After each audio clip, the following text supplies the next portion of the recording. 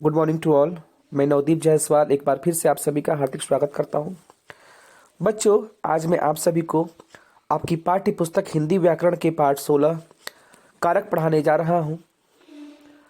आइए अब हम पाठ की शुरुआत करते हैं। वैसे तो आप सभी कारक के बारे में अपनी आपने आप सभी ने अपनी पिछली कक्षा में पढ़ा होगा कारक के बारे में। आइए पहले समझते हैं कि कारक क्या होता है। संज्ञा या सर्वनाम के जिस रूप से उसका संबंध क्रिया के साथ जाना जाता है उसे हम कारक कहते हैं। कारक के 8 भेद होते हैं: कर्ता कारक, कर्म कारक, कर्ण कारक, संप्रदान कारक, अपादान कारक, संबंध कारक, अधिकरण कारक और संबोधन कारक। अब इसके देखिए विभक्ति भी दिया हुआ है, कारक चिन्ह भी दिए हुए हैं, इसकी पहचान भी दिया हुआ है। वैसे आप सभी वाक्य बोलते हैं, वाक्य को लिखते हैं और उसका जो कारक चिन्ह होता है उसका भी यूज आप करते हैं, लेकिन इसके भेद के बारे में आपको जानने की आवश्यकता है कि कौन सा विभक्ति चिन्ह, कौन सा कारक चिन्ह किस भेद के अंतर्गत आएगा। आइए, कर्ता का पहला प्रकार है कर्ता कारक। कर्ता कारक संज्ञा या सर्वनाम के जिस रूप से क्रिया के करने वाले का बोध होता है, यानी कि सब्जेक्ट का पता चलता है, जो काम करने वाला है, उसे हम कर्ता कारक कहते हैं। माँ ने कपड़े धोए, अध्यापक ने चित्र बनाया। या देखिए आपको कर्ता के बारे में बोध हो रहा है, यानी कि कर्ता कारक। कर्ता कारक की पहचान क्या है? क्रिया के साथ कौन या किसने प्रश्न करने पर जो उत्तर आता है उसे कर्ता कारक कहते हैं। यानी कि अगर आप खुद से प्रश्न करते हो या प्रश्न बनाते हो, कौन लगाकर, किसने लगाकर, तो वहां पर जो आंसर आता है वही कहलाता है कर्ता कारक। उसके बाद दूसरा है कर्म कारक। वाक्य में जिस संज्ञा या सर्वनाम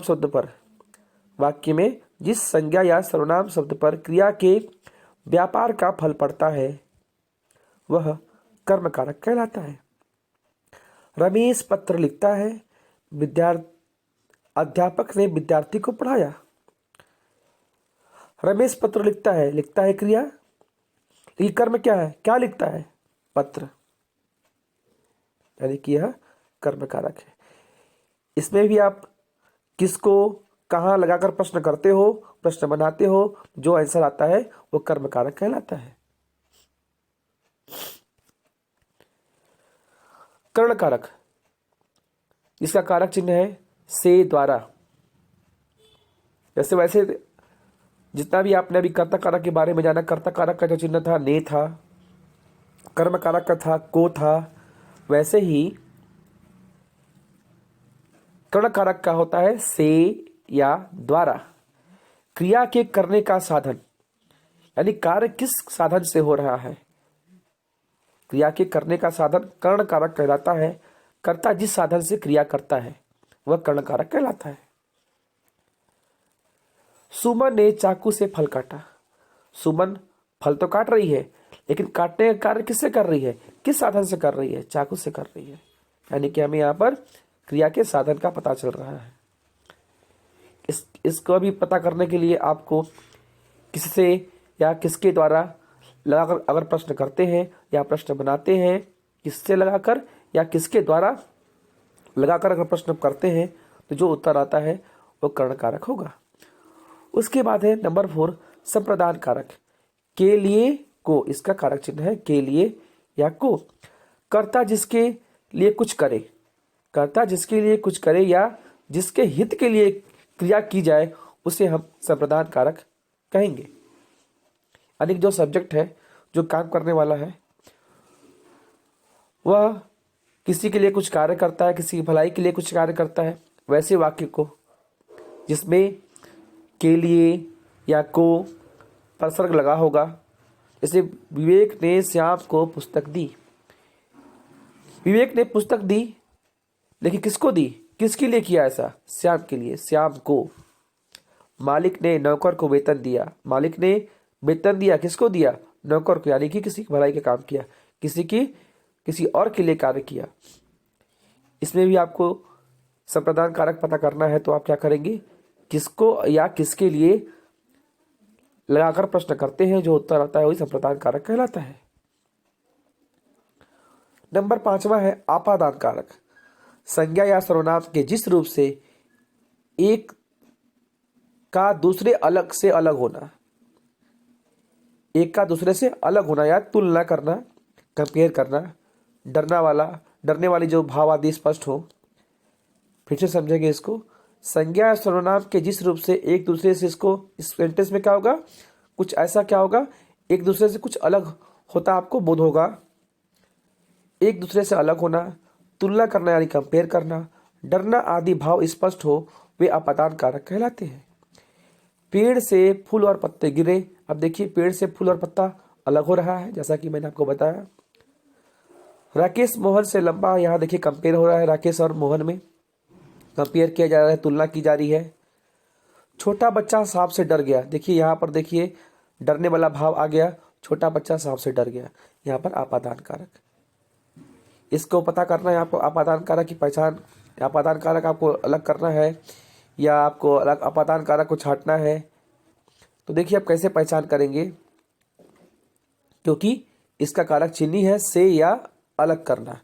क्रिया के साथ कहाँ प्रश्न करने पर जो उत्तर मिलता है वह आपादान कारक कहलाता है।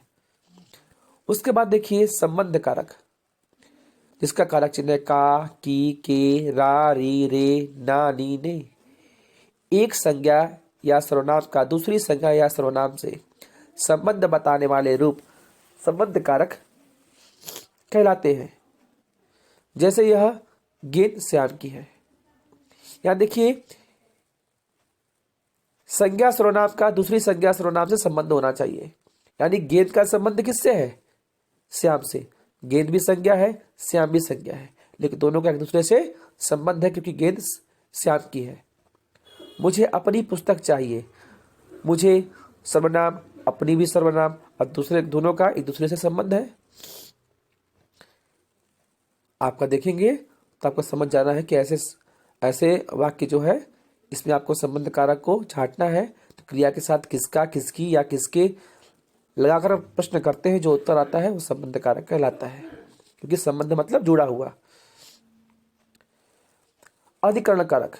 संज्ञा या सर्वनाम के जिस रूप से क्रिया के स्थान का बोध होता है। स्थान मतलब कार्य कहाँ हो रहा है। कोई भी कार्य किसी जगह पर होता है, अंदर होता है, बाहर होता है, ऊपर होता है, नीचे होता है, मैदान में कोई बच्चे, मतलब जैसे कि बच्चे मैदान में खेल रहे हैं, बच्चे मैदान में खेल रहे हैं, बच्चे खेल रहे हैं कहाँ, मैदान में। काम कहाँ हो रहा है, मैदान में। जैसे बिल्ली छत पर बैठी है। बिल्ली कहाँ बैठी है, छत पर, यानी जगह दिया हुआ है जहां पर आपके स्थान की बात होगी। वैसे भी इसका जो कारक चिन्ह है, जो विभक्ति चिन्ह है, वो है में और पर।